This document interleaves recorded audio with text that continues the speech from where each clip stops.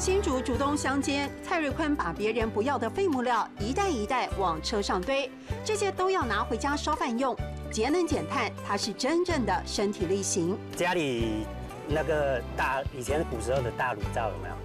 就是大锅头啊，我就是利用那样子去蒸饭呐、蒸菜呀、一年到头就用这个木头也可以省不少的瓦斯费。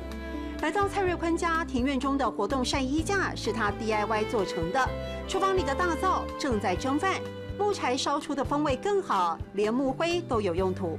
木灰有没有？种花生啊，种菜啊，都可以当成有机肥料。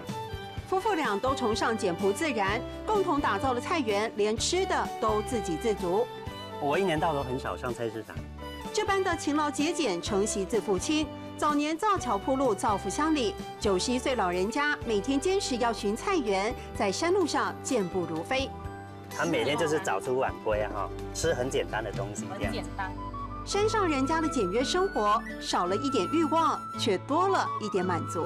张磊了，张磊了，对不对？就是欢迎你下次再来的意思喽。对。张磊了，张磊了。